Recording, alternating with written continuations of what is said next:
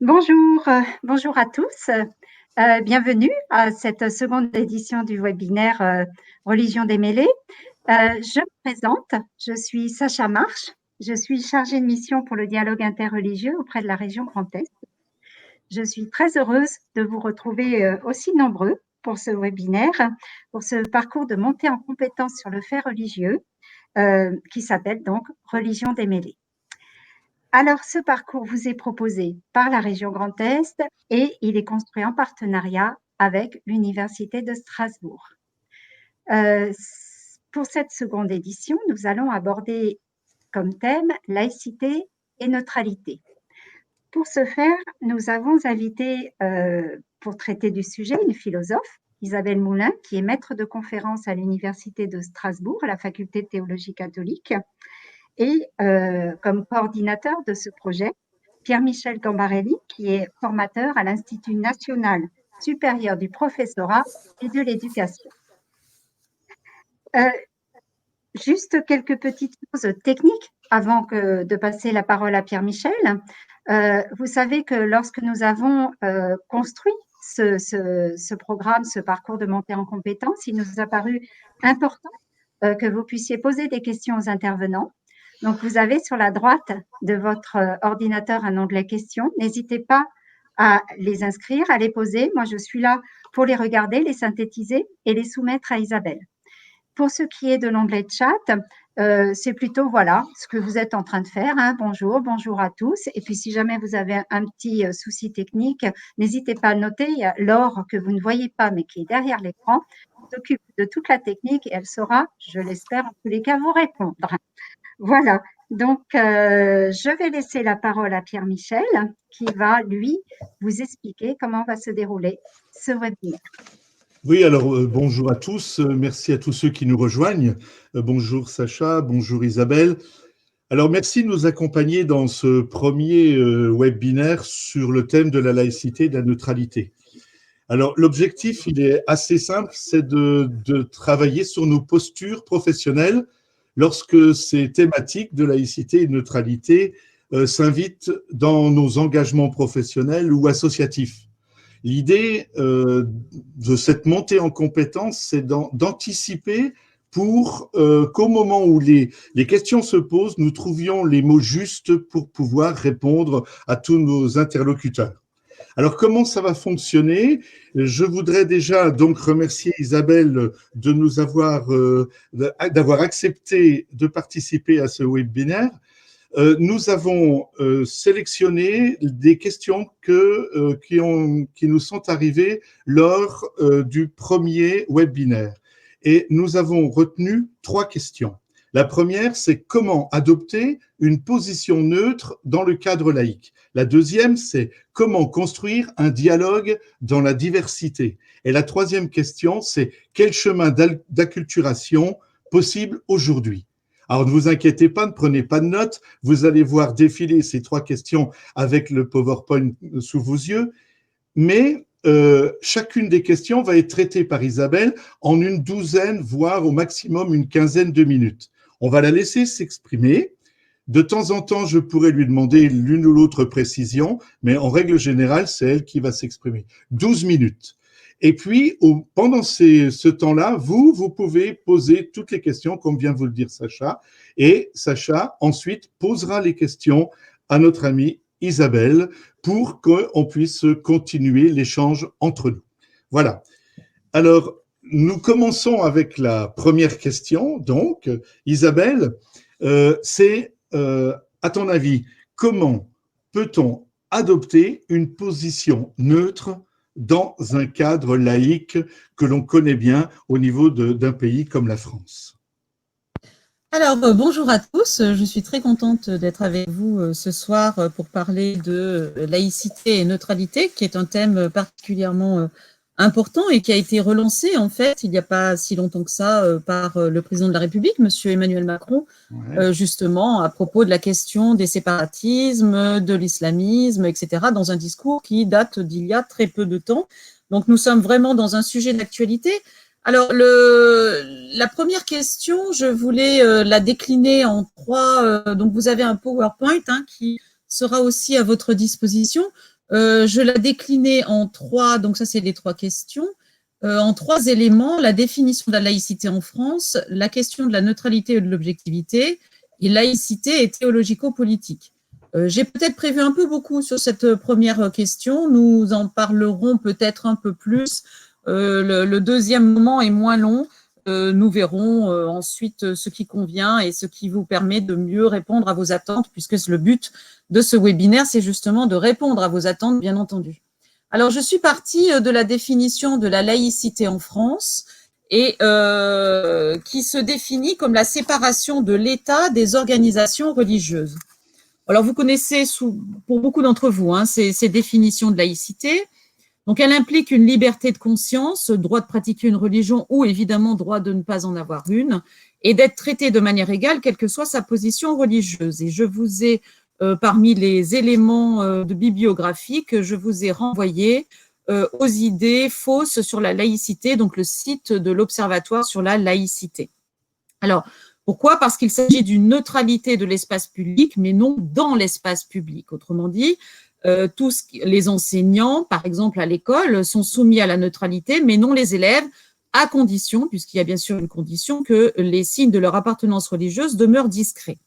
De la même façon, les élus peuvent manifester leur rapport à la religion, mais pas lorsqu'ils exercent dans le service public ou lorsqu'ils représentent l'administration. Donc tout ça, ce sont des éléments que normalement vous connaissez, mais que j'ai souhaité rappeler pour avoir une idée globale de ce que c'était la laïcité. Pour commencer cette question de la laïcité, j'ai proposé, vous pourrez vous y référer, sauf si vous les avez eus avant ou auquel cas vous les avez lus, au document de l'Observatoire de la laïcité, qui est quand même le site du gouvernement qui donne le plus d'outils en fait pour comprendre ce qu'est la laïcité. Donc, un document, j'ai pris le dernier, en fait, qui me paraissait le plus récent, Laïcité et gestion des faits religieux dans les structures socio-éducatives, donc qui date de novembre 2019. Et j'ai voulu insister en particulier sur le prosélytisme. Pourquoi? Parce que la neutralité implique pour les membres du service public, bien sûr, de ne pas manifester son appartenance religieuse, mais pour les usagers, il y a interdiction, entre autres, de faire du prosélytisme. Et je voulais montrer en quoi l'absence de prosélytisme est importante pour construire un cadre neutre, mais en quoi aussi la notion de prosélytisme est assez compliquée. Donc, si vous vous référez au document cité donc, de l'Observatoire de la laïcité et gestion des faits religieux, page 6, vous avez différents éléments de définition de ce qu'est le prosélytisme, donc chercher à susciter l'adhésion d'autrui à un culte donné, tenter d'imposer ses idées, ses convictions à autrui, etc., etc. Il donne également des cas concrets. Alors, je vous l'ai mis là sur le... si le salarié est en droit d'exprimer librement ses convictions dans l'entreprise, il ne peut le faire que dans des limites que constituent l'abus du droit d'expression, le prosélytisme, des actes de pression, d'agression à l'égard des autres. Et les cas concrets, j'ai trouvé, n'aident pas énormément à comprendre ce qu'est le prosélytisme. Parce que comment exprimer sa position sans chercher à susciter l'adhésion d'autrui, vous voyez? Qu'est-ce que le... Donc, je pense qu'on aurait besoin de retravailler la notion de prosélytisme parce que qu'est-ce que le prosélytisme? À l'origine, un prosélyte, c'est un converti. Et le mot a changé de sens pour signifier l'attitude de celui ou celle qui cherche, qui s'active pour convertir les autres. Donc, on est passé d'un rapport passif, le converti, le prosélyte, à un rapport actif, prosélyte, c'est-à-dire celui qui cherche à convertir les autres. Et je soulignais, puisque c'est souvent le rôle des philosophes, des soucis de ce document, ou même globalement, de la définition de prosélytisme, alors même que c'est une question extrêmement importante pour la neutralité, parce que à partir de quel moment considère-t-on que l'on fait du prosélytisme ou pas? Alors bien sûr, si l'on parle d'actes de pression, d'agression à l'égard des autres salariés, ça c'est clair. Le deuxième cas, effectivement, distribuer des prospectus, c'est clair.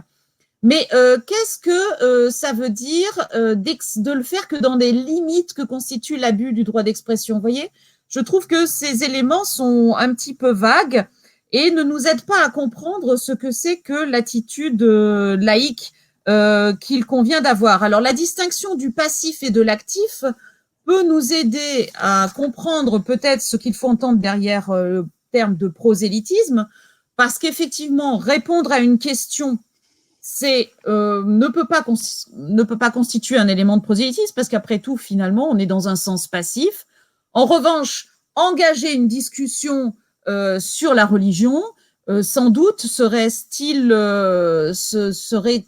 peut-être justement du prosélytisme. La question, c'est de savoir qu'est-ce qui se passe quand le dialogue est déjà engagé. Vous voyez, l'absence, la laïcité, la neutralité repose sur l'absence de prosélytisme, et pourtant, pour expliquer le droit et la liberté des usagers, et pourtant, cette question n'est pas facile à résoudre. Voilà.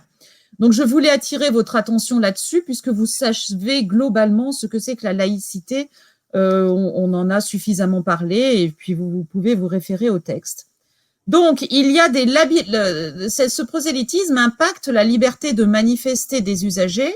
Malgré tout, celle-ci existe. C'est-à-dire que il est tout à fait possible, aucun règlement de fonctionnement ou projet éducatif ne peut venir limiter de manière absolue et systématique la liberté de manifester ses convictions lorsque l'on est usager.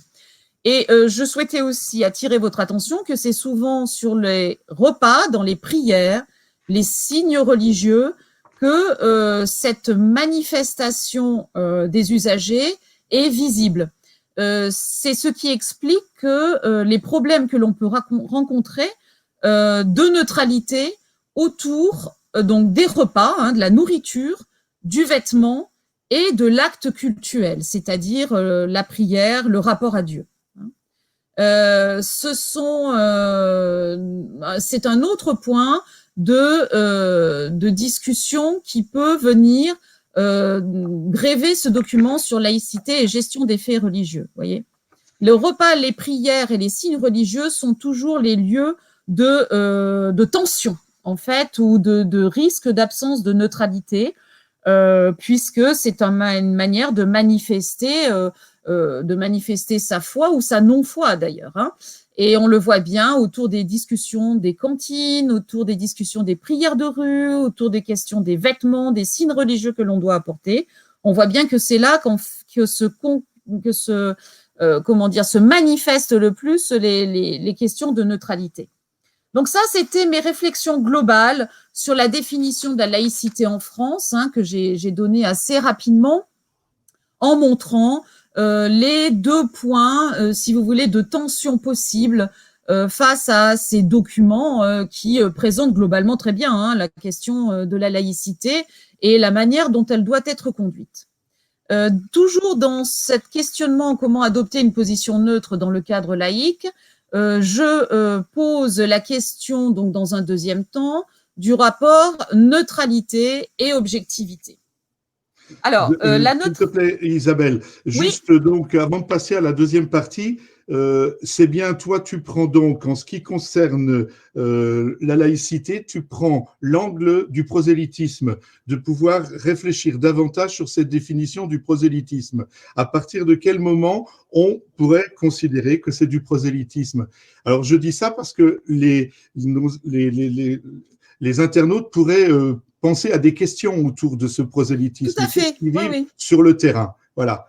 Donc, c'est ça. Moi, j'ai donné rapidement. Pardon, excuse-moi, je te coupe parce que je t'ai pas entendu en fait. J'ai donné rapidement une définition de la laïcité et j'ai marqué les deux points où la question de la neutralité est difficile à construire et plus difficile à envisager et à construire. Peut-être que la question du prosélytisme mériterait plus de réflexion sur le concept de point de vue philosophique. C'est ce que j'avais retenu de cette première intervention. Je t'en prie, on peut partir maintenant par rapport à la neutralité. Voilà, alors là maintenant je vais analyser un peu plus. La première, donc c'était la définition de la laïcité en France. Là j'analyse un petit peu plus la position de la neutralité et de l'objectivité. Et mon but va être de montrer que la question de la neutralité n'est pas simple, contrairement à ce qu'on pourrait croire. Et donc c'est pareil, là je m'appuie toujours sur un texte donc de l'Observatoire de la laïcité. Et notamment, là, pour le coup, du Vademecum, la laïcité à l'école. Donc, j'ai donné aussi comme document de lecture complémentaire à faire. Et elle est clairement définie, cette neutralité, dans ce vade-mecum, page 69, comme absence de préférence. Hein, la neutralité est une absence de préférence. Alors, je vais montrer qu'effectivement, c'est un bon concept, hein, c'est une bonne manière de concevoir la neutralité, mais je voudrais quand même préciser certaines choses autour de cette notion de neutralité. On pense souvent que l'absence de position implique une négation de la position. Par exemple, athéisme, agnosticisme, et donc à partir du moment où il y a une négation de la position, il y aurait une ouverture. Donc athéisme, agnosticisme, on a un A privatif, et ce que je voulais souligner, c'est que ce A privatif indique en fait une position. Ne pas croire en Dieu, donc athéisme, ou ne pas pouvoir décider si Dieu existe ou non, ce sont deux positions. C'est pas une neutralité. C'était un de mes points principaux. Autrement dit, c'est deux positions idéologiques. Alors, quand je dis idéologique, c'est pas un sens négatif, hein, au sens de l'idée, hein, de ce que l'on veut poser. Poser une idée, une conviction. Et la neutralité n'est pas un athéisme. La neutralité n'est pas un agnosticisme. C'est l'absence de manifestation de toute idée sur la religion, ce qui est tout à fait différent. Donc, qu'elle soit issue d'une religion particulière, contre la religion, ou même sur le caractère indécidable de l'existence de Dieu ou de la validité des religions. Hein. Donc, ce principe n'est pas toujours suivi, c'est ce que je voulais montrer, y compris dans des textes qui émanent du ministère. Et je prends l'exemple du vade-mecum, la laïcité à l'école, page 39-40. Je cite cette... est-ce que je l'ai mis non, je ne vous l'ai pas mis sur le... Non, ça c'est après. Donc je le cite. L'enseignement distingue les savoirs et les croyances, laissant sous-entendre qu'il n'y aurait pas de savoir ou de vérité dans les religions, vous voyez. Voir également, alors, page 40, il est opportun d'expliciter la nature propre du savoir scientifique. L'enseignement transmet un savoir scientifique incontestable, des connaissances argumentées, démontrées, vérifiées. Les croyances, elles, font l'objet d'un sentiment de vérité, mais ne sont pas démontrables. Et je ne critique pas le fait qu'il puisse, qu'il y ait une distinction entre des vérités de foi et des vérités que l'on enseigne dans le savoir scientifique. Hein, c'est pas la question. Ce que je pose, je mets pas en doute, mais que j'interroge, c'est l'idée que finalement, d'abord, on aurait un savoir scientifique incontestable, alors que souvent, quand même, des modèles scientifiques peuvent quand même se trouver en concurrence les uns avec les autres. C'est comme ça que se construit la science. Hein. Et c'est aussi l'absence de connaissances argumentées qui toucherait le croire. Hein. Or, la théologie, c'est précisément tout entier objet d'argumentation et de réflexion. À partir de principes qui sont certes posés comme objet de foi, ça je ne le critique absolument pas, hein, mais qui ne sont pas irrationnels. Donc c'est cette opposition entre savoir et croire que je trouve poser problème dans le cadre de la neutralité. Donc, il n'est pas possible d'opposer science et raison d'un côté et croyance et religion de l'autre sans quitter le domaine strict de la neutralité. D'abord parce que la science met elle-même en jeu le croire, et ensuite parce que la religion fondée sur le croire n'exclut pas le savoir. Donc, si l'on met d'un côté religion et sentiment, vague sentiment, et si on met de l'autre assurance scientifique, rationalité des sciences, en fait, on ne construit pas un cadre neutre. Hein, Alors, par ailleurs, puisqu'on m'a dit de mettre de la philosophie aussi, hein, pour vous soumettre de la philosophie, par ailleurs, est-ce que le rapport croire et savoir est toujours celui que l'on construit pour vous montrer la difficulté du rapport croire et savoir, je vous ai pris un texte de Hans-Georg Gadamer, qui est mort il y a peu de temps, qui fait partie de la philosophie herméneutique, hein, on appelle ça herméneutique, issue de Heidegger. Et ce que veut montrer Gadamer dans ce texte Vérité et méthode, c'est que la neutralité, ce que je veux montrer avec Gadamer, c'est que la neutralité se construit et se vit. Le texte de Gadamer que vous pourrez lire si ça vous intéresse, montre comment il y a des interactions entre le croire et le savoir dans le processus cognitif. Autrement dit, donc là, il prend l'exemple d'une compréhension d'un texte, hein, c'est un problème herméneutique. Gadamer nous dit qu'il y a toujours un préjugement, une préconception qui intervient dans la constitution de la vérité. Il nous dit en effet, je vous l'ai mis sur ce texte-là, quiconque veut comprendre un texte a toujours un projet. Et il nous dit que la construction en fait d'une vérité dans le texte s'effectue à partir de révision, de préjugement, de préconception et donc de révision du croire. Je vous ai noté la page 105. Possibilité de lancer un nouveau projet de sens, des projets rivaux de remaniement, voyez, jusqu'à ce que se dégage de façon plus univoque l'unité du sens. Et ce que Gadamer dit aussi de manière, je trouve, assez intéressante pour élaborer une conception de la neutralité, il dit ce qui est requis, c'est uniquement d'être ouvert à l'opinion de l'autre ou du texte. Hein, c'est vrai que commenter un texte, c'est souvent faire preuve d'humilité, se mettre à l'école de celui qui, enfin, être lecteur, c'est aussi se mettre à l'école de celui qui a écrit, à l'école du texte. Pour Gadamer, une telle réceptivité, il faut être ouvert à l'autre, donc être réceptif, ne présuppose ni une neutralité, entre guillemets, hein, quant au fond, ni surtout l'effacement de soi-même, mais une appropriation qui fasse ressortir les préconceptions du lecteur et les préjugés personnels.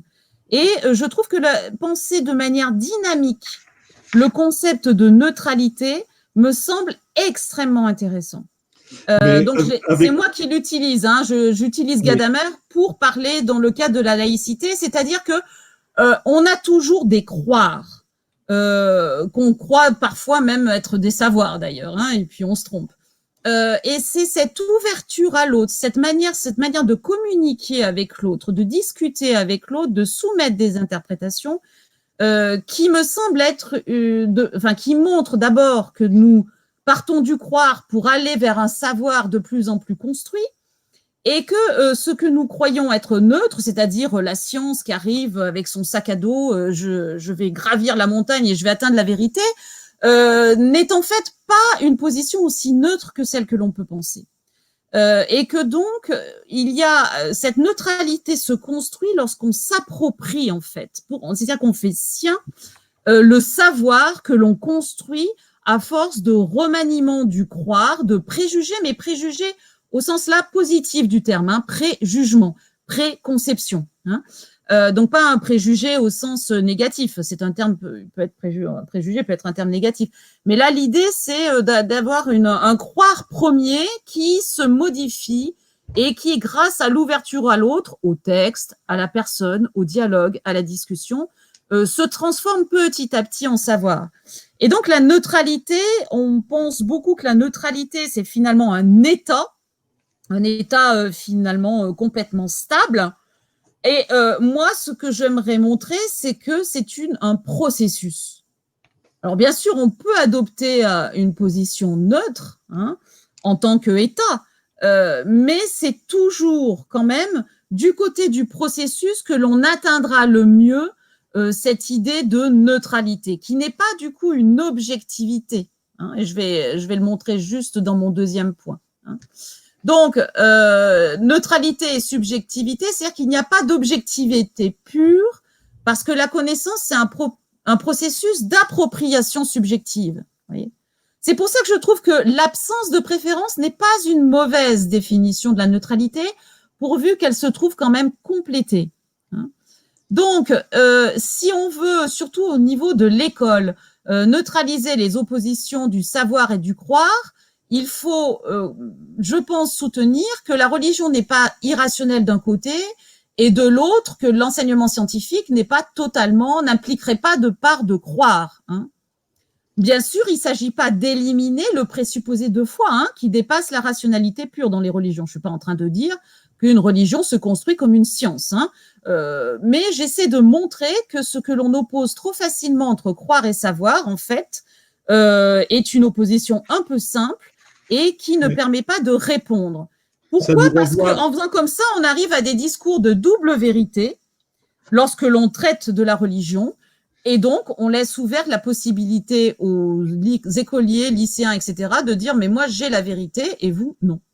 Isabelle, tu m'entends? Excuse-moi, j'ai dit, oui, parfois j'ai un peu de mal à t'entendre. Oui, Vas-y, je voilà. t'écoute. Et comme il est 17h26, il va falloir qu'on avance un petit peu. On pourra revenir sur cette notion de neutralité. Je pense à Régis Debray qui nous disait que il fallait pas opposer le croire et le savoir, mais arriver à une forme de coexistence.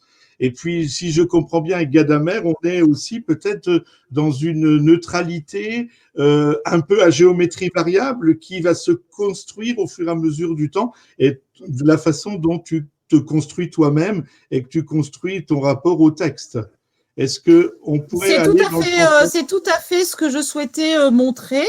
Je voulais savoir, est-ce qu'on doit passer au 2 maintenant ou je peux passer au petit 3? Tu peux terminer dans la mesure où tu as dit que tu prendrais plus de temps pour la première partie. Mais Okay. je te rappellerai à l'ordre si on déborde de trop. Disons que tu as encore 2 minutes. D'accord, très bien. Il faut qu'on donne la parole maintenant à nos amis qui sont derrière l'écran. Et ça doit piaffer, je pense. Hein, Sacha, tu nous diras. Non, pour l'instant, c'est assez calme, pour tout vous dire. J'ai une question. Alors, énervez-vous voilà. un peu. Voilà.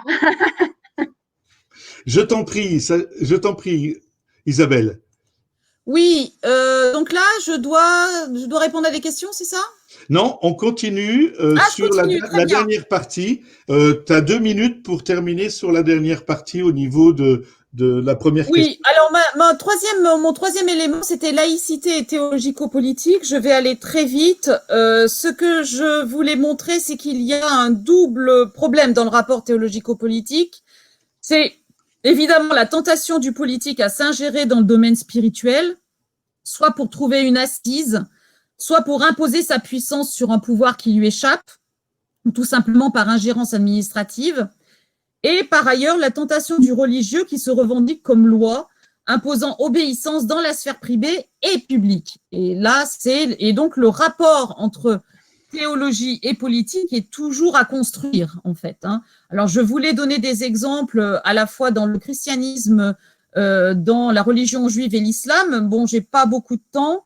Je veux simplement montrer que du côté politique, indépendamment vraiment de toute coloration politique, j'ai pris l'exemple le plus récent, donc celui de Monsieur Castaner. En général, on a un exemple par chaque gouvernement. Il est rare que les ministres de l'Intérieur ne fassent pas des petits écarts dans le rapport théologico-politique, c'est comme ça. Donc là, c'est Monsieur Castaner, puisque c'est lui. Bon, Monsieur Darmanin n'a pas encore eu sans doute le temps de faire quelques écarts. Mais je prends l'exemple du mardi 8 octobre 2019, son audition par la délégation parlementaire au renseignement après l'attaque à la préfecture de police de Paris, où il fait donc une audition. Dans cette audition, il parle des signes de la radicalisation pour l'islam. Port de la barbe, pratique exacerbée de la religion pendant le ramadan, ex-pratique régulière et ostentatoire de la prière rituelle. Là, effectivement, c'était une ingérence très nette du politique dans le religieux. De la même façon, le dimanche 3 mai 2020, sur l'ouverture des églises au moment de l'épidémie du Covid, je pense que la prière n'a pas forcément besoin de lieu de rassemblement et on ferait courir un risque à l'ensemble de sa communauté religieuse. Donc ça, c'était dans le Figaro magazine. Ces deux exemples montrent qu'en fait, le rapport théologico-politique est extrêmement complexe. Et là, on va le voir sans doute avec ce qui va se passer sans doute autour de la loi qui est en préparation.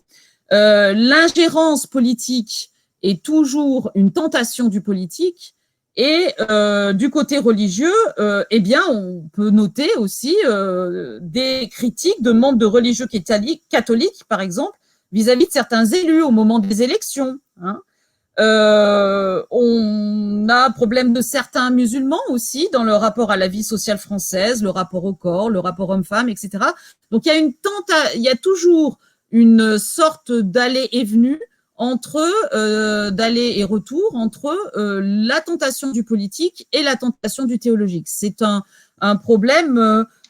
C'est vrai que Pardon ? C'est franco-français comme problème? Non, pour le coup, j'ai pas eu le temps. Là, j'ai pas vraiment le temps d'en parler, mais j'aurais pu parler des tensions au moment de du pape Boniface VIII, hein, qui est sans doute le moment dans le christianisme où en fait il y a eu une tentation de théocratie la plus évidente. Je voulais quand même montrer que dans le christianisme, normalement, la laïcité, le christianisme se satisfait très bien normalement de la laïcité. Parce que justement, rendez à César ce qui est à César, hein, d'une certaine manière, le christianisme ne veut pas d'ingérence dans le politique.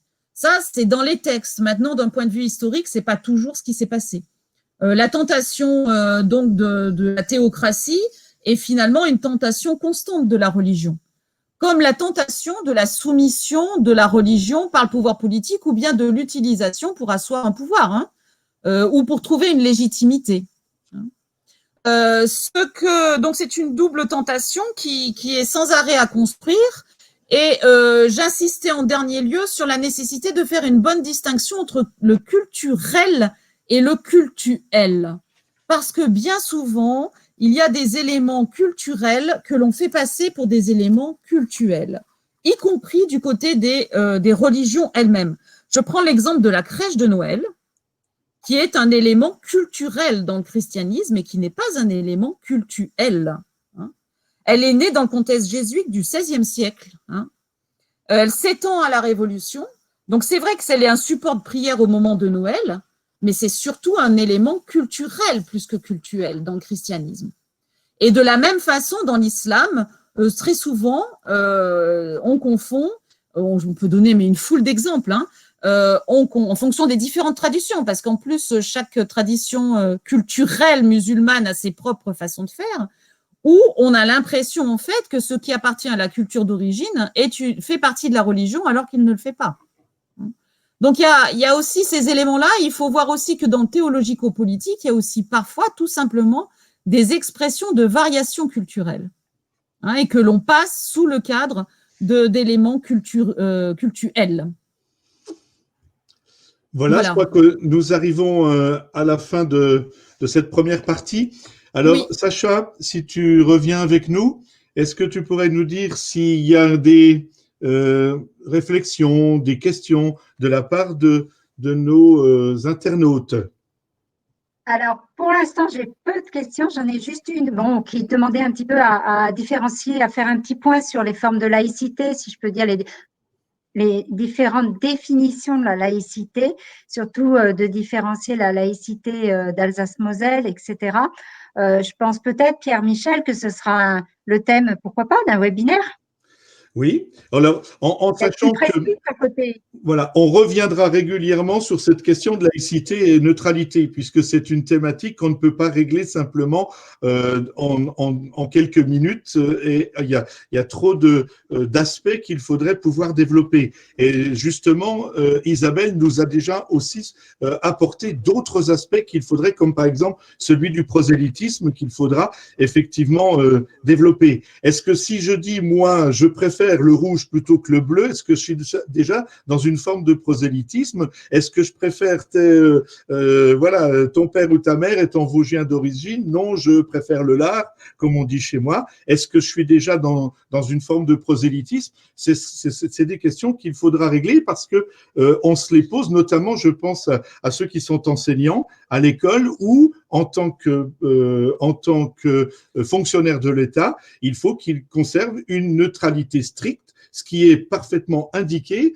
dans la charte de la laïcité, hein, au chapitre, à l'article 11, où il faut, mais comme en ce moment, on voit bien qu'il y a le souci avec les jeunes filles et leur habillement, le ministère répond, il faut qu'ils soient habillés normalement. Alors, est-ce que la laïcité, c'est de pouvoir, le prosélytisme, c'est effectivement de pouvoir avoir un comportement normal et qui fait qu'en fin de compte, on règle le problème. Mais comme le disait Isabelle, c'est un peu flou parfois, il y a un flou artistique à ce niveau-là. Sur la question de 1905 et le cas particulier de l'Alsace-Moselle, pardon, je l'avais marqué effectivement en fait, je manque un peu de temps. Hein. De la même façon, j'ai pas voulu systématiquement aller plus loin dans la définition de la laïcité pour pouvoir plus poser la question de la neutralité dans ce rapport à la laïcité. Donc, effectivement, il y a beaucoup de définitions de la laïcité. Elles s'entendent de manière extrêmement différente. Moi, j'ai pris, en fait, celui de l'Observatoire de la laïcité pour avoir une définition, entre guillemets, neutre. ou disons la plus vaste possible. Mais il est évident qu'il y a beaucoup de définitions de laïcité. Moi, je m'en suis tenue en fait à celle qui est reçue en fait pour qu'on puisse avancer. Hein. Après, je vois les questions. Je rappelle à ce titre-là que tous les documents sont dans le portfolio et ils restent dans le portfolio que les internautes peuvent aller chercher, y compris d'ailleurs le Vademecum de la laïcité 2019. Voilà. Moi, je pensais à une citation d'Aristide Briand qui disait la loi protège la foi tant que la foi ne dicte pas la loi. Est-ce que qu'il a pu prononcer au moment de la préparation de la loi de 1905? Et je cite souvent cette phrase-là pour donner une définition de la laïcité. Est-ce que ça t'apparaît convenable? Alors, c'est vrai que ce qu'on oublie peut-être, alors ça me paraît convenable, hein, ce qu'on oublie un peu, c'est que un peu trop facilement, c'est que la laïcité en France, dans le rapport au catholicisme, c'est quand même fait dans la douleur. On oublie que ça s'est construit quand même dans le cadre de l'anticléricalisme, un anticléricalisme de la Troisième République extrêmement fort. On voulait parler du million des congrégations qu'on allait récupérer, etc., etc., les descentes de cloches. Enfin, le ministère Combes n'était pas non plus un enfant de cœur, hein, si c'est le moins qu'on puisse dire. Donc, on oublie trop souvent que c'est vrai que ces questions de la séparation de l'Église-l'État, c'est quand même effectué dans un antagonisme assez fort. Ce qu'on peut espérer, c'est que maintenant, les choses se soient bien assagies et qu'on arrive à avoir des éléments. Mais c'est vrai que il faut toujours réfléchir à construire cette neutralité. Il faut toujours. Les éléments du dialogue ne sont pas faciles. Alors, je vois qu'il y a d'autres questions. Oui, on va y revenir tout à l'heure, là, par rapport au dialogue. D'accord, ok. Sacha, toi? Oui. Je voyais une question, la question neutralité, prosélytisme. Peut-on parler de Dieu en dehors de sa communauté religieuse? Tout à fait, puisqu'on est, on est dans le cadre d'usagers du service public. On peut tout à fait parler de Dieu en dehors de sa communauté religieuse. La question, c'est pour ça que j'insiste sur la question du prosélytisme, c'est que comment est-ce qu'on le fait? En quoi considère-t-on que c'est du prosélytisme? En quoi considère-t-on que ça n'en est pas? Je pense que justement, là, il y a quand même un vrai questionnement à poser. Est-ce que là, l'exemple qui était donné, c'était distribuer des tracts dans un groupe de jeunes, je crois. Hein. Donc effectivement, là, on est dans une situation vraiment de prosélytisme. Mais que se passe-t-il si un jeune pose une question, que le dialogue se poursuit? Voyez, que si on n'est pas dans le cadre d'un enseignant, hein, je parle évidemment, puisque là, la question ne se pose pas. Hein. Mais si je parle dans le cadre de deux usagers, en fait, hein, je sais pas moi, deux étudiants, deux élèves qui discutent entre eux, qu'en est-il? À partir de quel moment on considère qu'on fait du prosélytisme ou pas? Vous voyez, ça c'est la notion de prosélytisme, je la trouve très piégée, assez complexe. Elle est facile à discerner lorsqu'elle est outrée, hein, c'est-à-dire, toi. Tu crois pas en Dieu, tiens, je te frappe. Comme ça, c'est facile. Donc, quand elle est outrée, lorsqu'on est aux marges, je trouve que c'est assez compliqué. Alors, j'avais une nouvelle question aussi par rapport justement à l'ingérence du politique, etc. Dans les années 30, un évêque allemand a dénoncé en chair le nazisme et Hitler. Qu'en pensez-vous? Ingérence ou pas du théologique sur le politique? Alors, ça, c'est une question qui est intéressante, mais la question première à poser, c'est pas le rapport ici théologico-politique, c'est la question du politique lui-même. Est-ce que le nazisme est vraiment du politique? Et dans quelle mesure est-il du politique? Là, on est effectivement, on n'est pas dans un rapport où le politique s'effectue de manière harmonieuse, entre guillemets, hein, ou en tout cas où il y a une construction politique.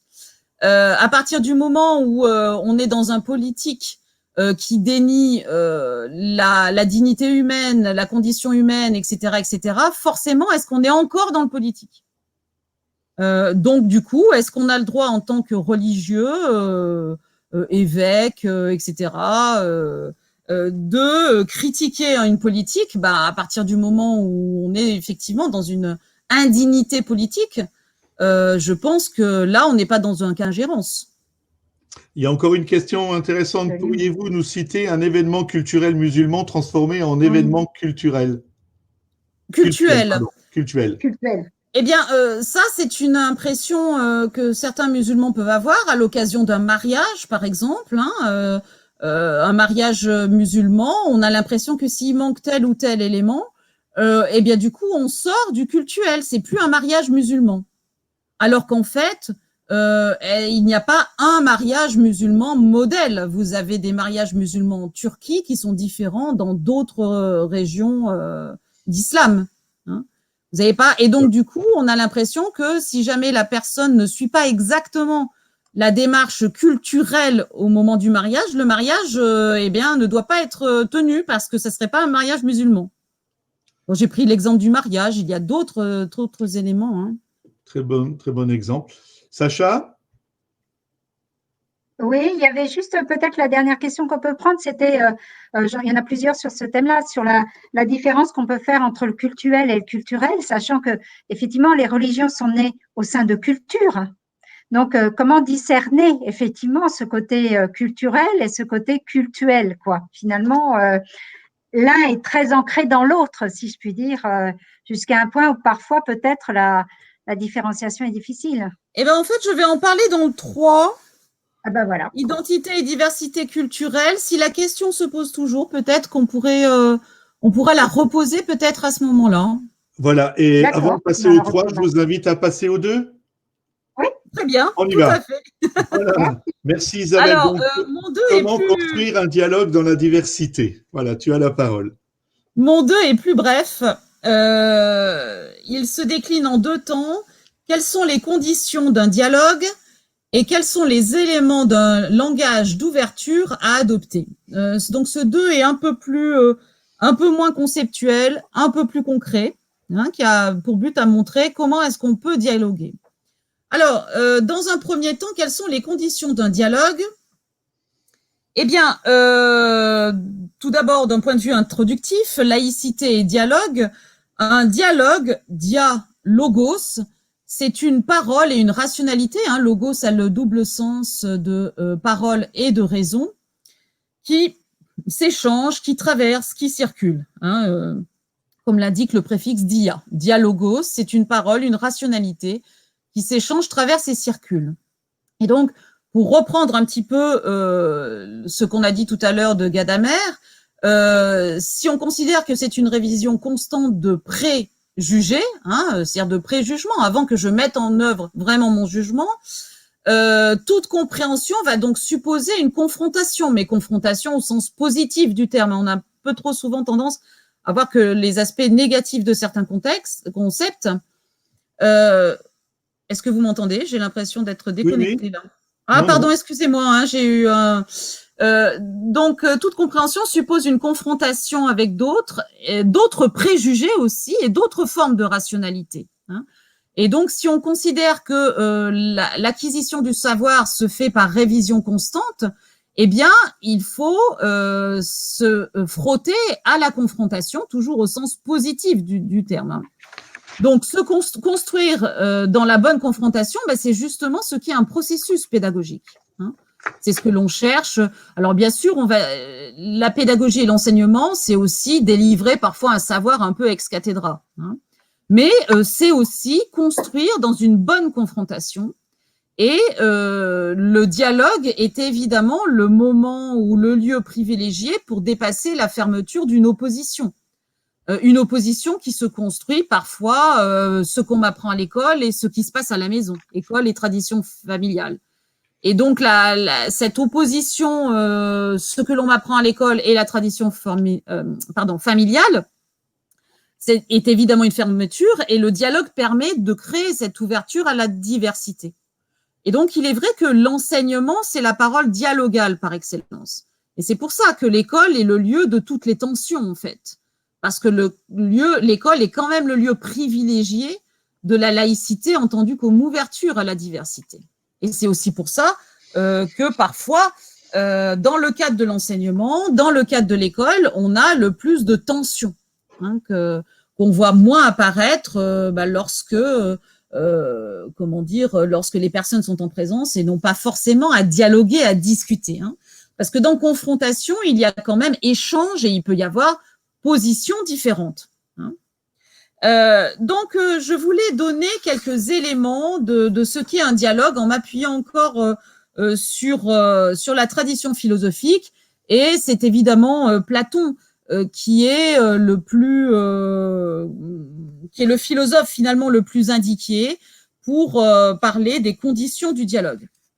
Alors, on peut s'appuyer, donc je vous ai donné des éléments notamment dans le Gorgias et dans le Ménon, dans le portfolio, si vous voulez vous y référer.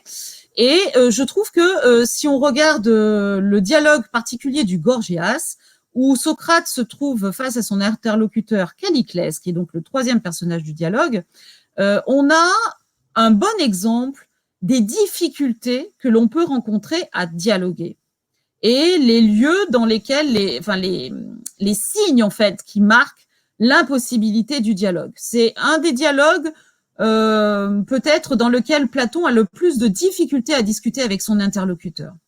Donc, j'ai donné quelques exemples. Je pense que je vais remettre en avant, parce qu'on m'a dit de modifier parfois. Non, ça c'est pour le Ménon, donc j'ai pas mis le Gorgias. C'est pas grave, je vais vous le lire. Il était après, je crois. Ah, j'ai mis après le... Peut-être, il me semble.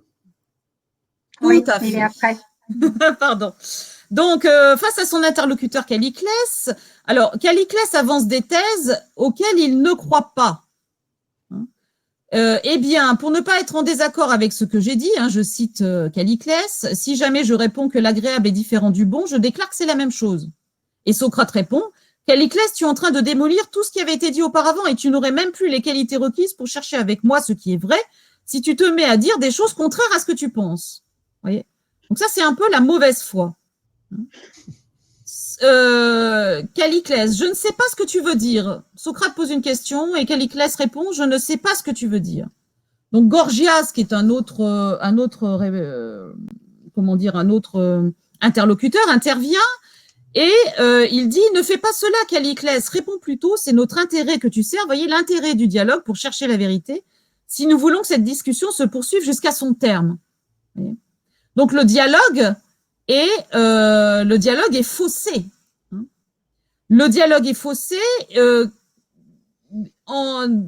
veut même ne plus répondre du tout. Calliclès, non, je ne dis pas le contraire. Je concède même tout ce que tu veux afin que notre discussion s'achève et pour faire plaisir à Gorgias. Vous voyez, il ne dit pas ce qu'il pense en fait.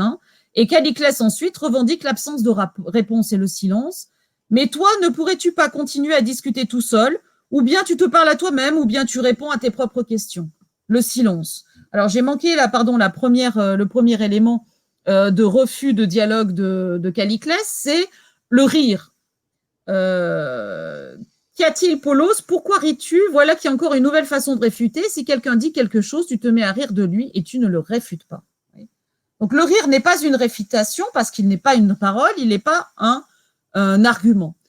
Qu'est-ce que nous montre ce texte? Eh bien, il nous montre des attitudes contraires au dialogue, qui sont donc le rire, le faux semblant, la mauvaise foi, voire le silence.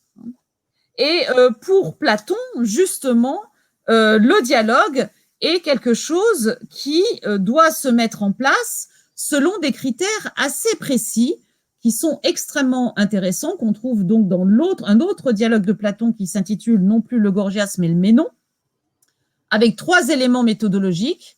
Donc, le dialogue s'effectue à 2 par question-réponse. Alors, c'est vrai que on a un questionnant et un répondant dans les dialogues platoniciens, dans le cadre de l'amitié et en s'appuyant sur ce que l'autre a reconnu comme vrai.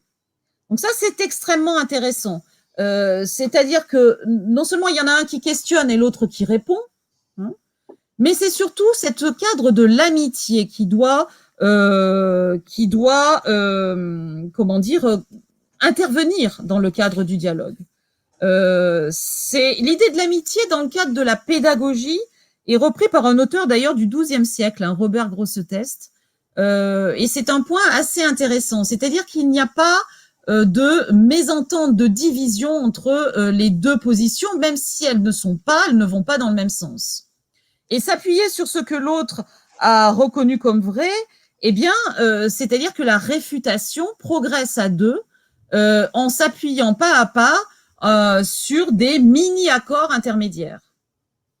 Donc ça, c'est un peu la position que Platon, que la position platonicienne du dialogue, que vous connaissez peut-être sans doute, et que j'ai voulu mettre en avant pour cette deuxième partie. Alors, si on cherche à appliquer maintenant la philosophie de Platon à notre cas particulier, eh bien,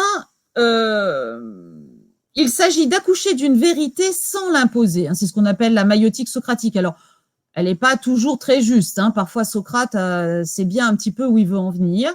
Mais malgré tout, il n'impose pas son avis. La vérité se construit à deux et elle progresse.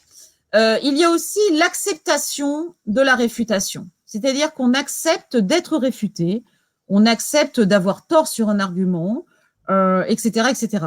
Ce sont des lieux d'acceptation en fait de la thèse de l'autre, et voire même on accepte de se tromper, ce qui n'était pas évident dans le cas de Calliclès comme on l'a vu, puisqu'il se met à rire, il se tait, enfin voilà. Et enfin, là j'ai pris l'exemple de Robert Grosseteste que je vous signalais tout à l'heure, l'idée de l'amitié pédagogique. Alors c'est pas une vraie amitié, c'est une amitié un peu antique quand même. C'est pas une amitié au sens plein du terme, mais c'est l'idée qu'on cherche le bien de l'autre et en tout cas qu'on l'accepte comme personne. Et comme personne qui peut soutenir des thèses différentes des nôtres. Oui, je t'écoute. Est-ce qu'on pourrait parler d'estime aujourd'hui? On parlerait peut-être d'estime, mais ça va un peu plus loin, l'amitié. L'amitié pédagogique, elle va quand même un peu plus loin. C'est plus que l'estime. C'est un service on met son savoir au service de l'autre, ou on met ce que l'on sait, ou le dialogue au service de l'autre et au service de la vérité. Mais c'est quand même se sentir au service de l'autre. Donc, je pense que ça va un tout petit peu plus loin que l'estime. D'accord. Je trouve que c'est ce qui manque le plus dans nos débats actuels, en fait, depuis je dirais presque un peu plus d'une dizaine d'années. On a perdu cette idée d'amitié, en fait, d'abord d'estime, je trouve, et cette idée de créer une communauté humaine de réflexion pour chercher ensemble un chemin de vérité. Je trouve que ça manque un peu. Et c'est peut-être, on assiste plutôt à des sortes, de repli sur soi ou d'indignation, on s'indigne de tout, vous voyez. On n'a pas non plus on dirait de bénévolence, je dirais, de bienveillance à l'égard de l'autre. On est plutôt dans une attitude défensive.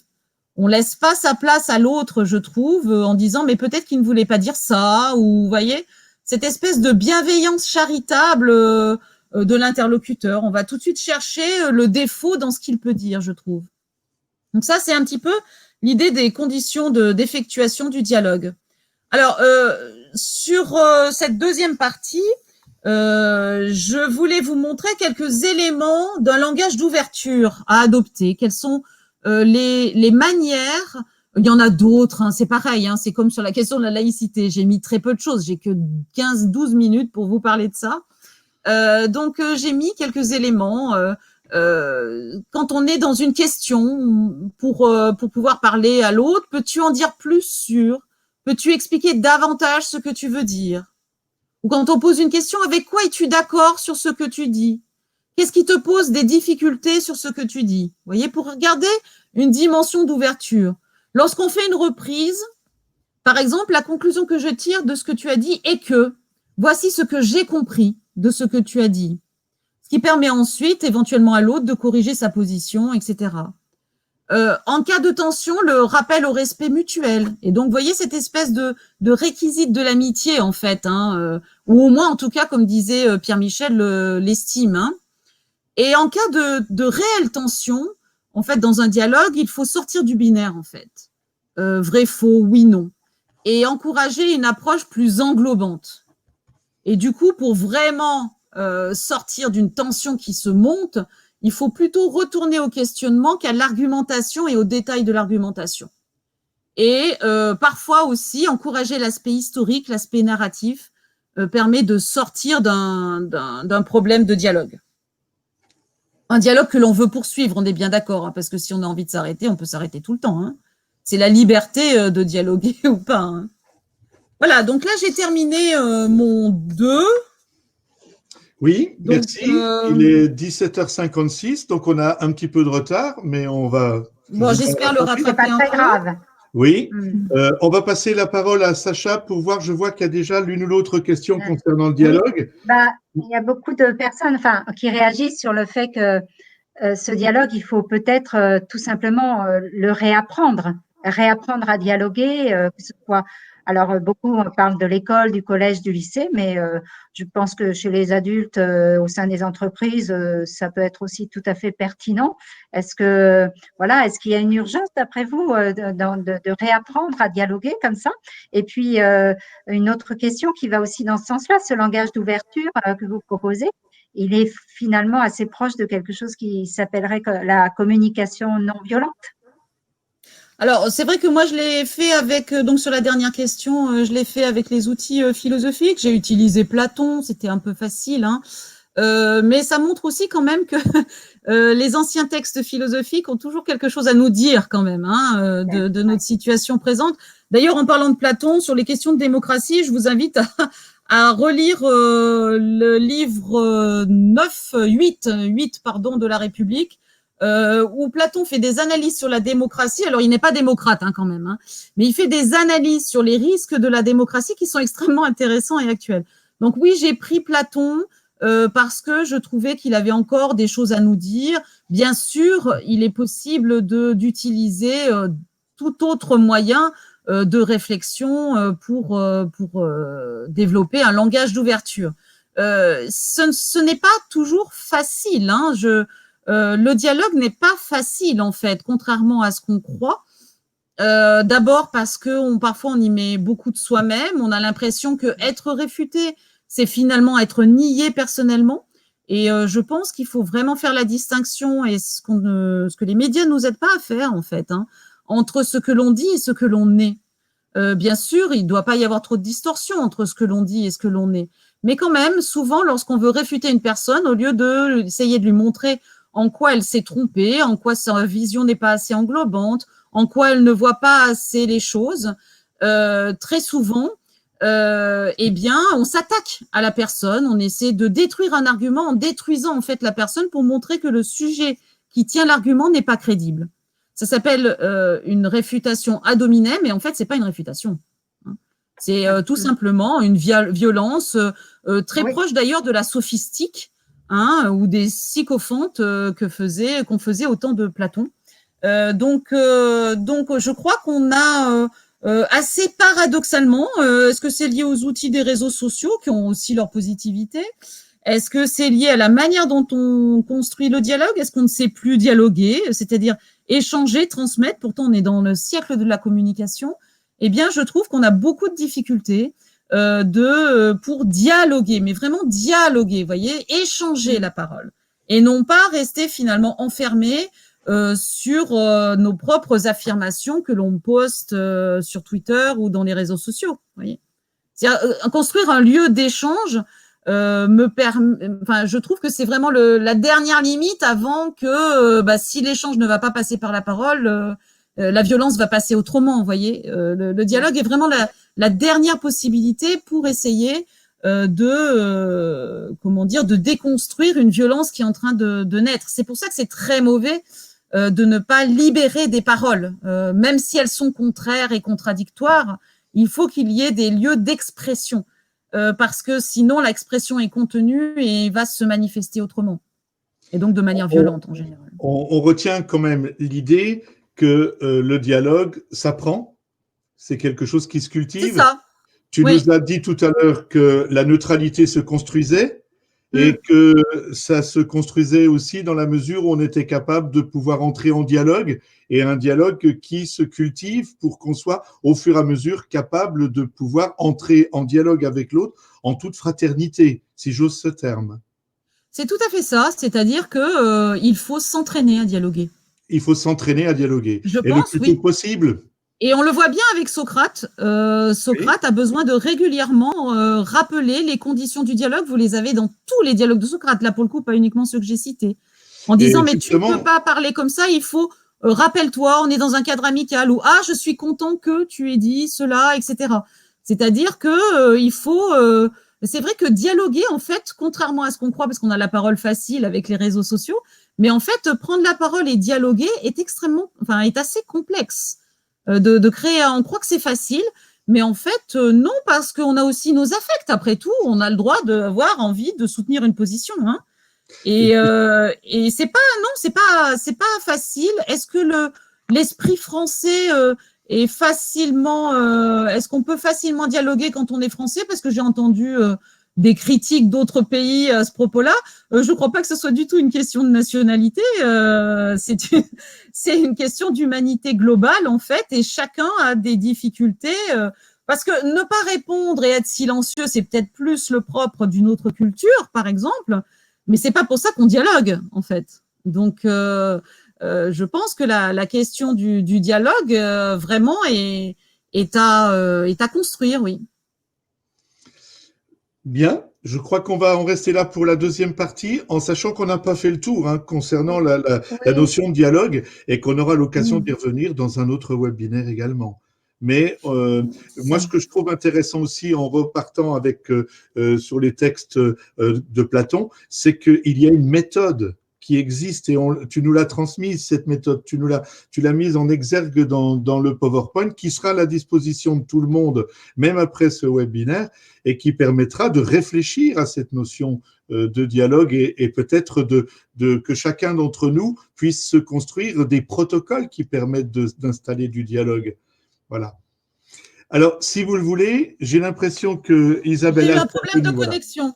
Oui, mais c'est revenu. C'est revenu. D'accord, tant mieux. J'avais une consigne qu'il fallait que je meuble pendant que ça ne bougeait plus. Voilà. Pardon.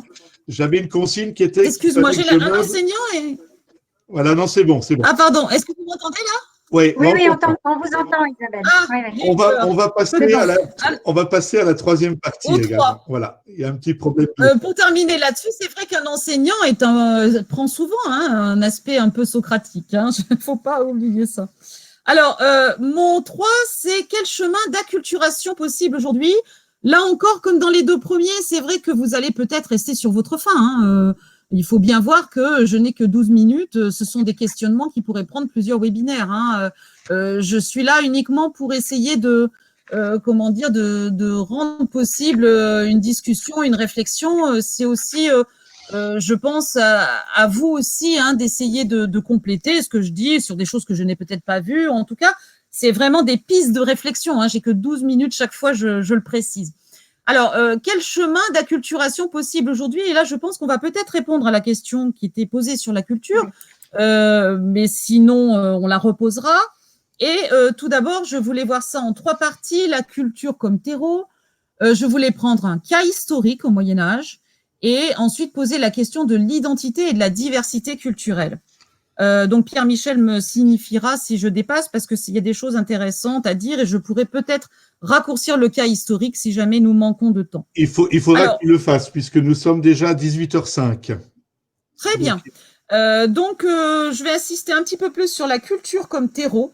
Donc, personnellement, j'ai déjà soutenu dans un article une définition large de la culture. Alors, si on s'appuie sur déjà ce que dit Cicéron, qui est un texte très connu sur la culture, je fais pas grande œuvre d'originalité, dans les Tusculanes, il nous dit « Un champ si fertile qu'il soit ne peut être productif sans culture, et c'est la même chose pour l'âme sans enseignement, tant il est vrai que chacun des 2 facteurs de la production est impuissant en l'absence de l'autre. Or, la culture de l'âme, c'est la philosophie, évidemment, moi ça m'arrange bien, puisque je suis philosophe. Ce qui m'intéresse, c'est l'idée de la fertilité du champ. Et je pense qu'il faut soutenir 2 sens du mot culture, un sens grec et un sens germanique. Enfin, les 2 sens germaniques existent. Le terme de paideia, qui est culture, la formation de l'homme, culture individuelle qui s'enseigne. et la Kultur, hein, qui est un terme germanique, c'est le milieu social, familial, politique, environnemental, géographique, dans lequel vit tel ou tel être humain. Donc la Kultur a un sens plus large que la paideia, et lorsque l'on parle d'un homme cultivé, on insiste davantage sur la paideia, on dit qu'il connaissait l'être. Mais l'un ne va pas tout à fait sans l'autre, hein. Paideia dépend quand même aussi d'un environnement culturel au sens large, la culture. Par exemple, la paideia grecque, hein, pour prendre un exemple suffisamment lointain, définit tout ce qui est grec par opposition au barbare. Et barbare, c'est tout ce qui n'est pas grec, vous voyez. Et il y a donc toujours un lien quand même entre la paideia et la culture, même si la paideia peut se transmettre dans des dimensions culturelles différentes. Ce qui marque la culture, c'est justement inclure toute forme de vie, tout élément humain en fait, hein, que ce soit géographique, historique, et y compris populaire. Hein, on parle souvent de païdé. Si on prend culture au sens de cultiver, on n'a pas l'impression qu'il faut inclure la notion de culture populaire. Alors que dans la culture, il est tout à fait possible de prendre en compte cette culture populaire. Donc, paideia et culture permettent de comprendre comment l'homme se trouve finalement, comme à l'image du champ, hein, entre deux terreaux, si l'on veut, ou en tout cas constituent un même terreau qui se présente de manière assez différente. Si on prend le terme de culture, étant donné qu'il est très vaste, la culture peut être le lieu dans lequel la rationalité et la foi peuvent vivre ensemble. Hein. La culture globale peut permettre de faire dialoguer les croyants et les incroyants. C'est aussi un lieu de rapport possible entre religions. Puisque la notion de culture est une notion assez mouvante, en fait. Hein. Elle s'enrichit finalement sans cesse. Et par ailleurs, une culture donnée, surtout à l'époque actuelle, qui est une époque de communication, la culture, entre forcément en rapport avec d'autres cultures, vous voyez, hein, notre culture personnelle, enfin le milieu dans lequel nous vivons. Alors on peut parler de communauté, mais culture va être plus grand que le seul terme de communauté, hein, que le milieu dans lequel nous vivons forcément s'enrichit avec les autres différences culturelles. Alors, donc elle peut être le lieu possible de rapport de différentes religions. La culture est donc le lieu de l'expression de rationalité, mais aussi de croyance dans un milieu géographique et historique donné. Hein. Et elle peut bien sûr se frotter. Hein, elle peut se frotter avec d'autres éléments, d'autres cultures. Et la question souvent du repli identitaire qui se pose, c'est de se dire, mais finalement, je prends ma culture à laquelle que j'identifie à une paideia et finalement, je refuse toute autre culture, toute autre formation possible. Donc ça, c'est envisager la notion de culture plutôt comme terreau que comme acquis définitif. Et en le voyant aussi la notion de terreau plutôt que champ, finalement, j'ai plutôt prendre la notion de champ, j'ai pris celui de terreau. Et en voyant aussi la notion de terreau, on peut comprendre comment le rapport paideia, le rapport culture, finalement, et même les paideias entre elles, sont toujours synonymes de richesse. Et comme exemple, je voulais donner l'acculturation. Le terme d'acculturation, c'est-à-dire lorsque l'on s'ouvre soit de manière culturelle au sens large, soit de manière de la formation, hein, lorsque l'on s'ouvre en fait à d'autres rationalités. Donc la paideia peut aussi, hein, pas seulement la culture, parce que nous on parle beaucoup de rapport culturel au sens de culture, hein, de mode de vie, etc. Mais la paideia peut aussi être un moyen de réflexion globale des cultures entre elles. Et là, j'ai pris l'exemple, mais je vais aller un peu vite. Vous regarderez donc dans le portfolio de ce que l'on a appelé la translatio studiorum, c'est-à-dire le déplacement des savoirs, qui a suivi le mouvement des traductions. C'est-à-dire que nous avions le savoir grec qui s'est transmis au savoir syriaque et arabe jusqu'au savoir du monde occidental latin. Alors, il ne faut pas surévaluer cette translation, hein, ce mouvement de déplacement du savoir. Hein. Faut pas non plus l'idéaliser. Hein, ça s'est pas forcément fait dans la joie et la bonne humeur. Ça s'est pas forcément fait avec des mélanges culturels au sens de culture d'ailleurs. Hein. C'est plutôt des transmissions de rationalité, donc plutôt de paideia. Mais il est assez intéressant de voir que depuis la fermeture de l'école d'Athènes et des grandes écoles néoplatoniciennes, il y a eu un mouvement de transmission des savoirs dans les mondes syriaques et arabes, alors parfois du monde grec directement au monde latin, il ne faut pas oublier aussi cette branche, mais une autre branche assez importante, peut-être majeure d'ailleurs, au savoir syriaque et arabe, jusqu'au savoir occidental latin, qui a permis quand même de renouveler la rationalité dans chacun des centres au moment où s'effectuait cette transmission des savoirs. Donc voilà, je passe très vite, vous irez regarder. Pour moi, c'était un moyen de vous montrer une possibilité en fait d'acculturation, hein, comme appropriation positive de la culture. Hein. Et là, je prends bien sûr le terme d'appropriation encore dans son sens positif et non pas dans le sens négatif que l'on peut employer maintenant lorsqu'on parle d'appropriation culturelle, lorsque des Blancs s'approprient des éléments de culture noire, etc., etc. C'est pas bon, c'était pas mon thème. Hein. Je parle d'appropriation positive hein, au niveau de la transmission de la culture de formation. Alors bien sûr, en même temps que cette paideia se développe quand même aussi des éléments de culture, même si parfois ce n'est pas toujours le cas, surtout au Moyen-Âge. Alors voilà, là je passe un petit peu sur, vous regarderez ces différentes étapes et comment dire, voilà, les éléments de la culturation. Oui, je peux passer aussi un petit peu, je ne sais pas si on a beaucoup de temps, c'est l'idée que quand même, par la transmission du savoir, on peut mettre en rapport différents milieux socioculturels, sans naïveté, hein, parce que bien sûr, ça ne se passe pas toujours très bien. Montrer qu'au niveau rationnel, il est possible de construire un dialogue, et je pense que d'ailleurs, dans le cadre du dialogue interreligieux, parler du Moyen-Âge est un très bon moyen de créer des ponts, puisque c'est passé aussi, il y a des intermédiaires syriaques, arabes, mais aussi hébreux. Donc, il y a quand même un rapport entre les trois religions monothéistes à ce niveau-là. Donc, le Moyen-Âge est vraiment un moment intéressant hein, pour construire un dialogue interreligieux. Ensuite, ça montre aussi qu'il faut connaître, d'où le fait que ça a suivi, les mouvements d'acculturation a suivi le mouvement de traduction, hein, puisqu'il faut accepter de connaître avant de pouvoir évidemment s'acculturer et montrer que quand même la formation, même si j'ai beaucoup insisté sur une définition large de la culture, montrer que la formation, hein, la paideia, est au cœur du dialogue culturel. Ça veut dire qu'il ne faut pas systématiquement imposer sa culture, si on veut qu'il y ait un dialogue culturel.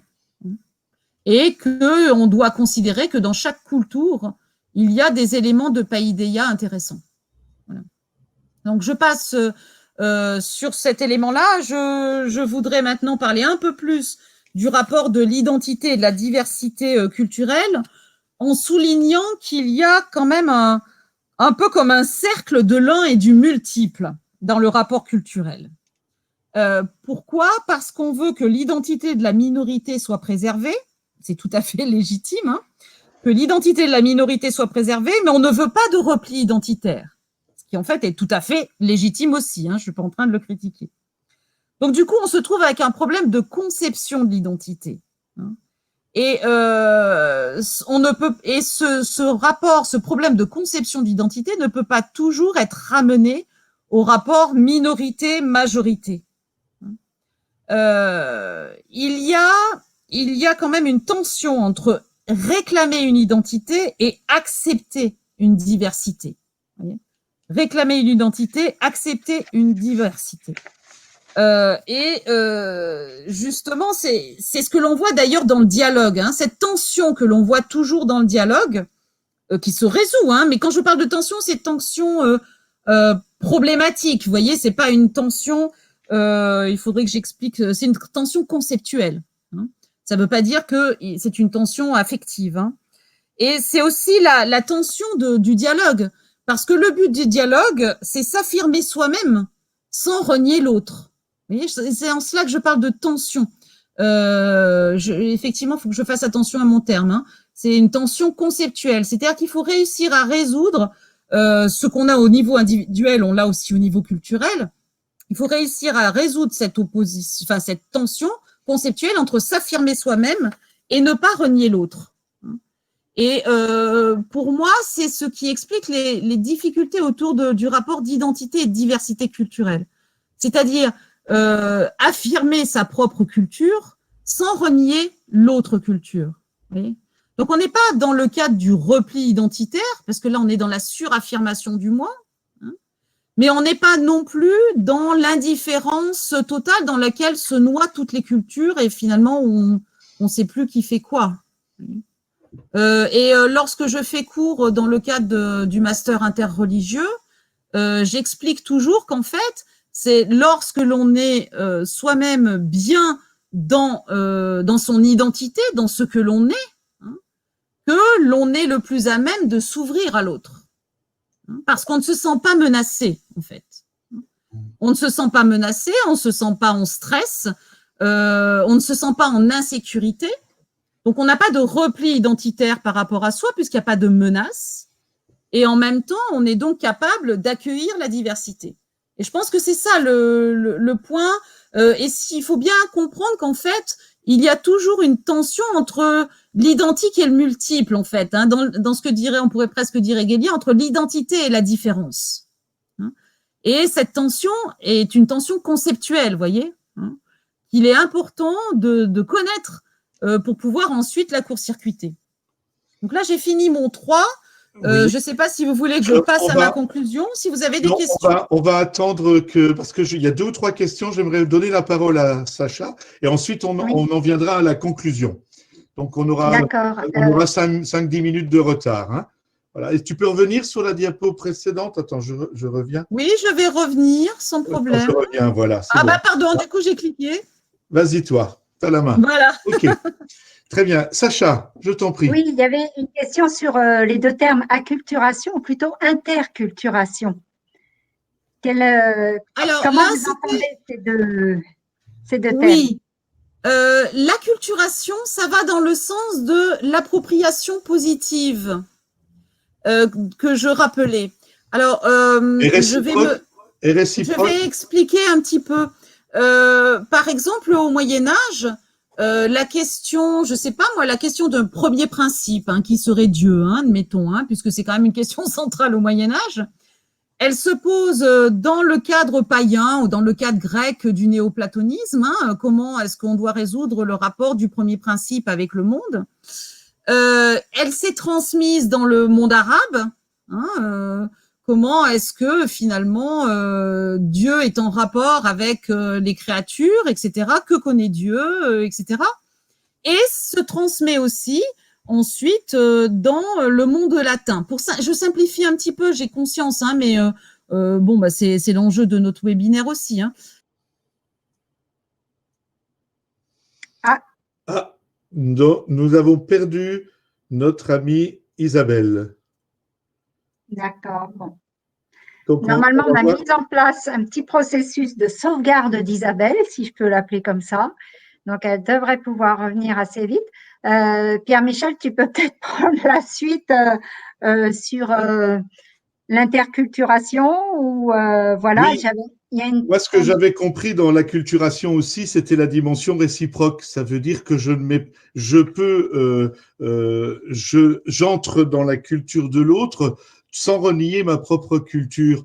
Et je voulais renvoyer à un message, si vous vous souvenez, en avril 2017, le pape François au Caire, à l'université Al-Azhar, avait donné trois pistes qui m'apparaissent intéressantes à développer pour le dialogue interreligieux. Excuse-moi, je te coupe, est-ce que vous m'entendez? Je suis revenue. Oui, on t'entend. Voilà. Ah, parce qu'apparemment, soi-disant, on s'était connecté avec mes identifiants. J'ai eu un petit souci, en fait. Ah ben, très bien. D'accord. Pardon si je te coupe, hein, excuse-moi. Du coup, c'est dommage, j'étais en pleine discussion, mais… Ah oui, je suis désolé. J'étais juste en train de rappeler que le pape en 2017 à Al-Azhar au Caire avait dit au niveau du dialogue interreligieux, il faut maintenir à la fois le devoir de l'identité, le courage de l'altérité et la sincérité des intentions. Et j'avais trouvé que c'était bien amené pour nous aider à réfléchir sur cette dimension justement de l'acculturation et du dialogue interreligieux. Oui, je parlais de l'acculturation plus que l'interculturel parce que, en fait, dans l'inter, on voit le dialogue. Dans l'acculturation, il y a l'idée que on va, en fait, alors approprier d'un point de vue positif, hein, je ne parle pas de l'appropriation culturelle telle qu'on peut l'employer maintenant, hein, mais on va, c'est-à-dire faire sien un élément au lieu simplement de l'échanger.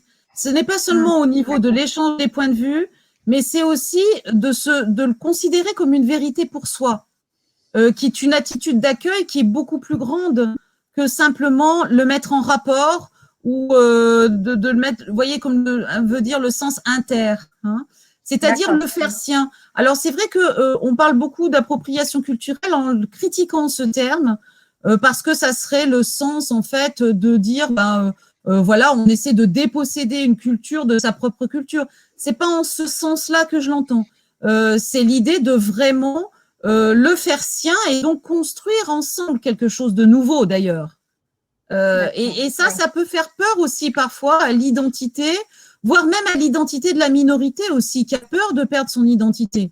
C'est-à-dire d'arriver à construire quelque chose ensemble, mais normalement, cette appropriation se fait en conservant l'identité. Je ne veux pas être hegelienne, hein, parce que je ne crois pas que l'hegelianisme fonctionne, mais l'idée, c'est de ne pas en rester à la différence ou alors de parler de différences positives. Vous voyez ?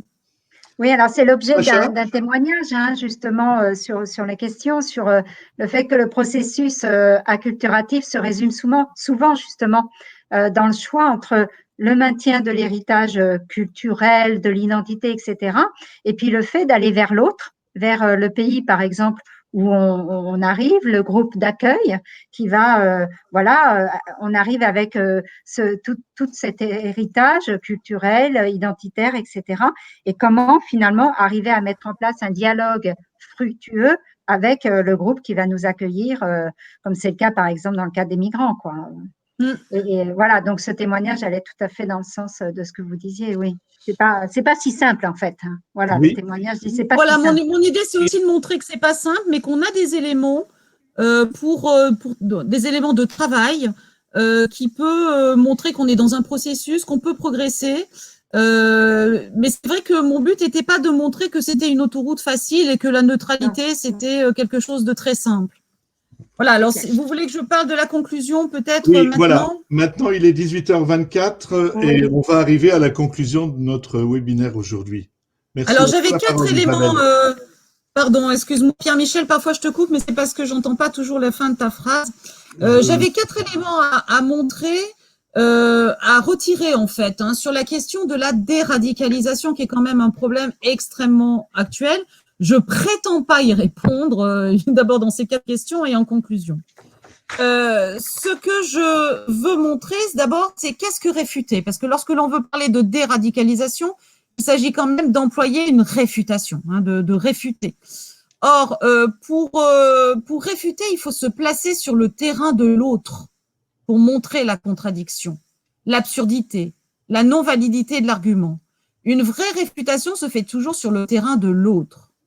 Donc, si vous dites qu'un radicalisé est fou, vous ne pouvez plus le réfuter, parce que vous n'êtes plus sur son terrain. Je sais que c'est un peu dur à entendre, mais pour moi, c'est une question fondamentale. Si on veut réfuter un radicalisé, il faut se placer sur son terrain et montrer l'absence de validité de son argument. Donc, si vous dites c'est un fou, vous n'avez… D'abord, c'est un argument ad hominem, hein, voilà, mais vous ne pouvez pas vous empêcher de réfuter. Vous êtes obligé d'aller sur le terrain de l'autre pour déradicaliser. Pour moi, c'est une évidence. Ensuite, la question du fidéisme et de l'ultra-rationalisme. En fait, si on a n'articule pas correctement foi et raison, croire et savoir, on aboutit à deux positions qui finalement aboutissent toutes les deux à radicaliser. Le fidéisme, c'est considérer que la foi est en dehors de la raison. Et du coup, c'est commun avec l'ultra-rationalisme qui est considéré que la foi, c'est complètement en dehors de la raison. Et donc, du coup, vous voyez, fidéisme et ultra-rationalisme, en fait, se retrouvent tous les deux. Et à partir de ce moment-là, si le fidéisme, est tel qu'il n'y a que la foi qui compte et je ne m'occupe pas de ce que dit la raison, eh bien, dans ce cas-là, à l'école, je n'ai pas besoin d'écouter quoi que ce soit. C'est la foi qui me dit la vérité. Donc là, on se retrouve du coup dans un cadre qui est, si vous répondez au fidéisme par l'ultra-rationalisme, qui est une tentation, en fait, vous faites le jeu de la radicalisation. Alors, le troisième élément, c'est les fondements de la connaissance et de la rationalité. Donc, la connaissance permet un développement de la rationalité qui permet de déstabiliser le fidéisme.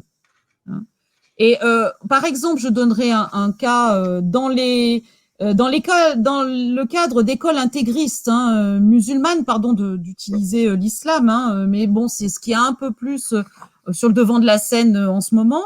Eh bien, on voit qu'il y a une méfiance naturelle de la philosophie dans l'enseignement de ces écoles. C'est un bon indicateur de radicalisation, parce que le fidéisme se méfie toujours de la raison. Donc, l'enseignement de la philosophie dans une école, et la manière dont cette école, comment elle est enseignée dans cette école, puisque la philosophie, c'est vraiment apprendre à penser, à argumenter, etc., développer une pensée critique.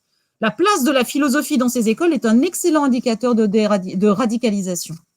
Et enfin, je voulais souligner que le dialogue interreligieux rend plus facile la déradicalisation qu'un environnement uniquement laïque. Vous allez me dire, elle est en train de prêcher pour sa paroisse. En fait, non. Pourquoi ? Parce que le radicalisé rejette d'emblée la laïcité. Vous n'allez pas pouvoir construire un dialogue. Ça, à mon avis, c'est ce qui explique un petit peu les échecs gouvernementaux des cellules de déradicalisation. C'est-à-dire que la personne va se fermer automatiquement. Et pour avoir une condition de dialogue, eh bien, c'est plus facile de l'aborder sur ce qui ne concerne que le radicalisé, c'est-à-dire la foi.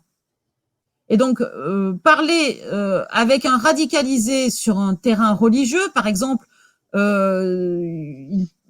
c'est ce qu'on a dit dans les médias, j'y étais pas, mais au moment de l'assassinat du prêtre à Caen, c'est clair que l'intégriste se demandait mais enfin, toi aussi, tu crois dans l'eschatologie, tu crois aussi au paradis. Vous voyez, le radicalisé, lui, a mis sa foi, enfin la foi telle qu'il la vit et la voit, donc qui va jusqu'à la mort de l'autre, au centre de sa vie. Si vous lui proposez un idéal laïque, il va vous ricaner au nez.